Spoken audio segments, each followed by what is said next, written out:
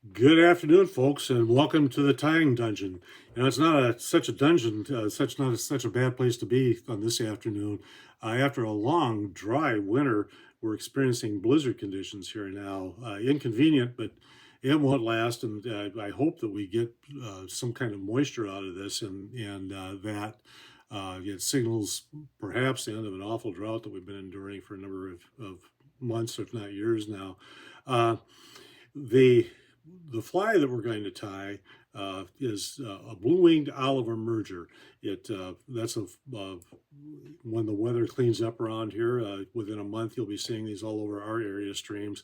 And really, these blue-winged olives from the genus Veevus are one of the most common mayflies we have nationwide.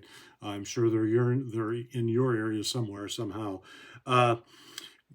This particular pattern, half the fun I have in creating these videos is name checking my friends. And the origin of this fly is that my friend Kevin, a angler who's traveled the world and is very good at it, was going to accompany us one year to our annual trip to the Bighorn River in south central Montana in late April, where the blue-wing olives hatches are just profuse at that time.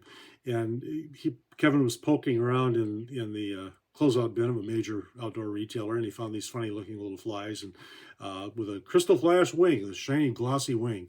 And Kevin reasoned that that fly might be useful to him out on the Bighorn, where you have these enormous flats filled with insects and under a gray sky with gray water. It can be difficult to find your fly among the naturals, or difficult to find it at all, really. And Kevin's reasoning proved correct. The bighorn trout really liked it, but partly because you could see it, but I think they just liked it. And I think that's been proven out because I've used it hereabouts in my area with excellent results for the past 10 years or so. So we're going to tie one today. The whole fly is just a little bit unusual. It has for a tail, it has a Zelon shuck.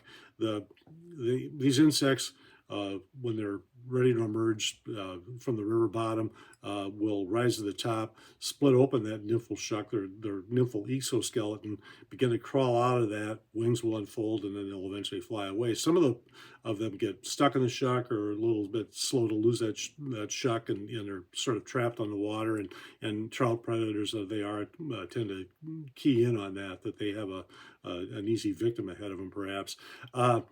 So we've got the Zelon tail, we've got a turkey biot abdomen, dyed in olive, olive superfine dubbing, that Krystal Flash wing, and grizzly hackle, all on a size 18 100 hook, lashed together with Veevus 12-aught olive thread.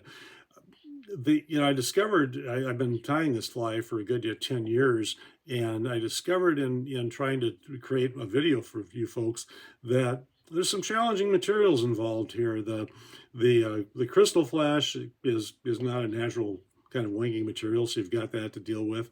The Zelon can get a little stubborn, and the biots can get a little fragile. So between my limitations, the limitations of my camera equipment, and the complexity of the fly, bear with me in the ensuing video when we fumble around a little bit. But I think that's actually more honest than stopping and editing out all the nasty parts. Besides which, I should have been a member of the high school AV club, because my technical skills in editing and so on are extraordinarily limited, as you've undoubtedly noticed. But I think the fly works out. I think you can find it to be effective. I hope you enjoy it. We'll swap some cameras around here and we'll tie a fly. Okay, our blue-winged olive emerger. We'll get a fresh hook in the vise and give this thing a go. Again, this is a size 18 100 Tiemco hook. Our thread is Veevus 12-aught in a kind of a light olive green. We're going to start our thread just behind the hook eye and reserve that space. Then we're going to build a thread base all along.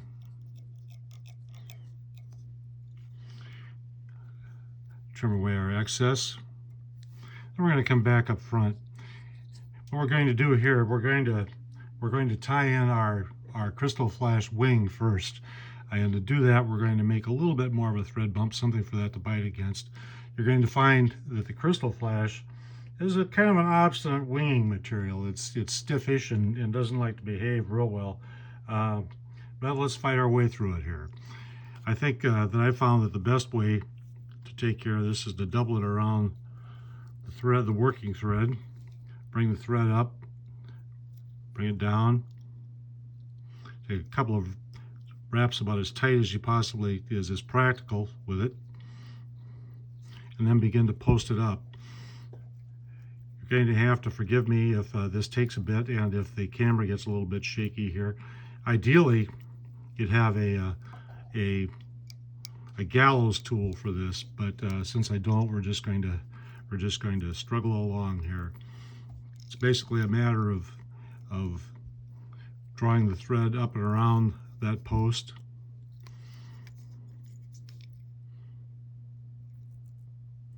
Trying to get as much tension as you can without wrecking things, as it were.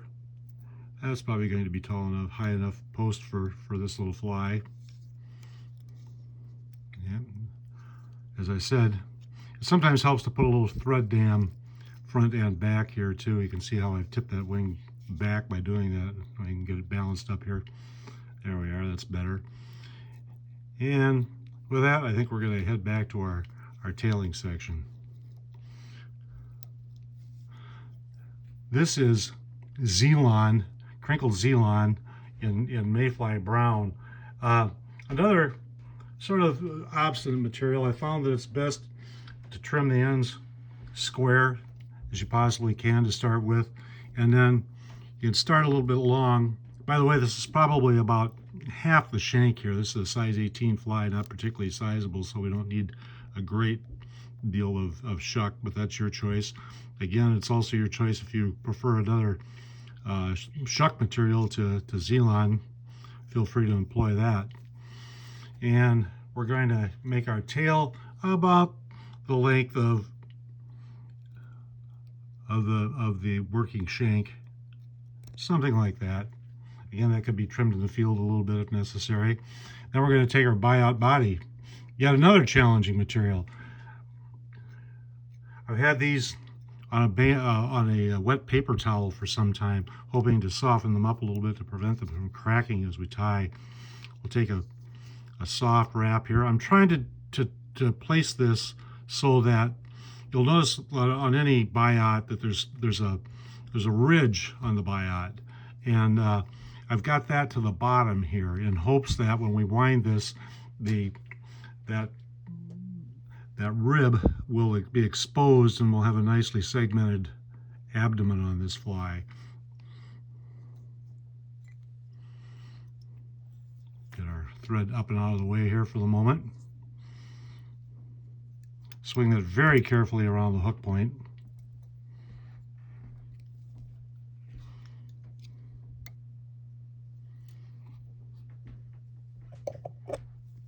Wind forward.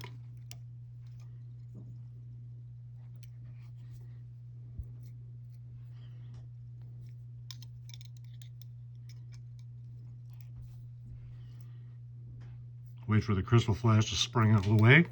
Lose the grip on our biot. Try to regain that. Try to gather those up a little bit there. That's about right, I think.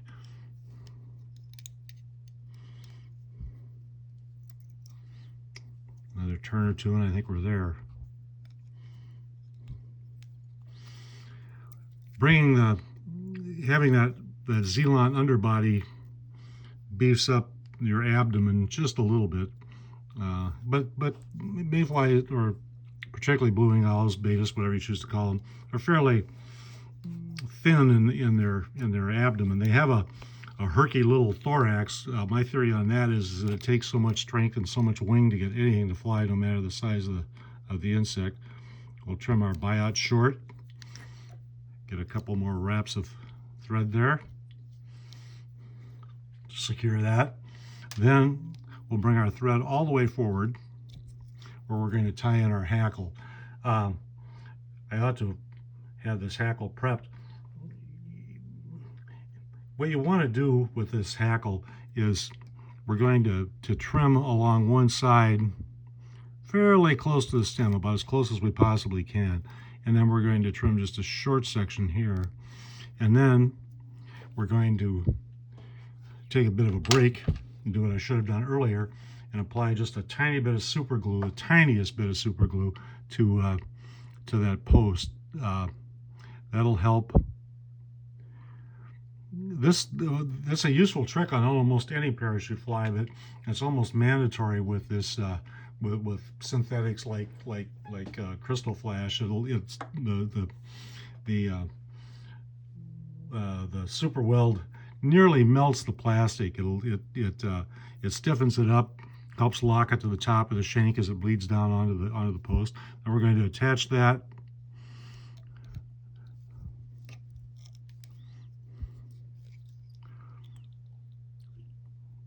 Get a wrap on the shank here. As I told you, it's a challenge.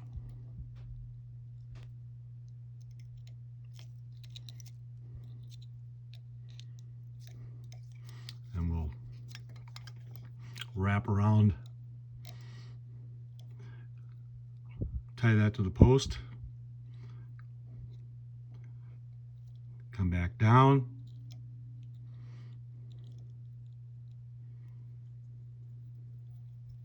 call that good. Next we'll get our bedding. We're going to finish this fly on the post, by the way, so we'll dub our thorax now. Nice tight slender amount of dubbing on our thread. That'll encourage flotation, make a tighter body.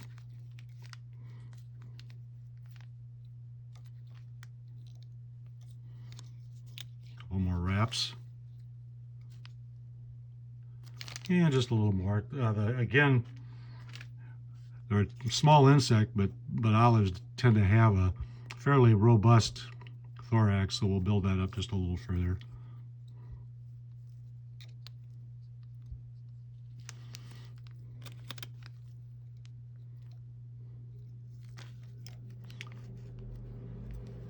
All right, it's finally time for our hackle.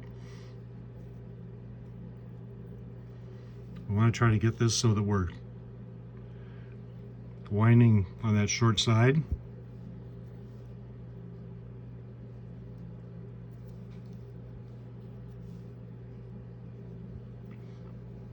And sort of make a kind of a saddle arrangement, down, back up, down on the far side, back up to clear that.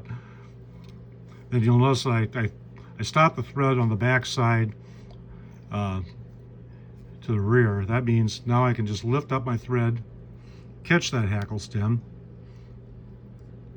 take a couple of turns there, maybe one under.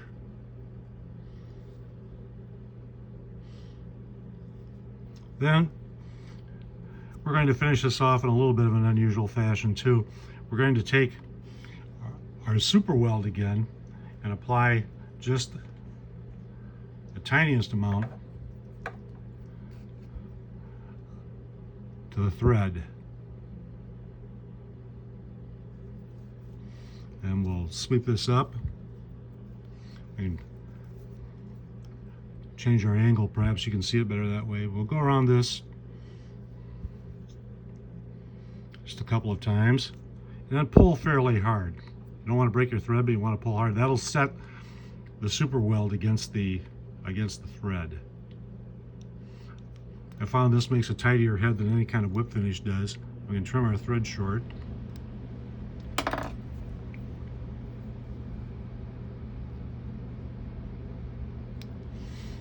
Trim off our excess hackle. There we have, well, one we're going to, the wing height is up to you, but I like it about somewhere around body length, or just maybe perhaps a tad taller, something like that.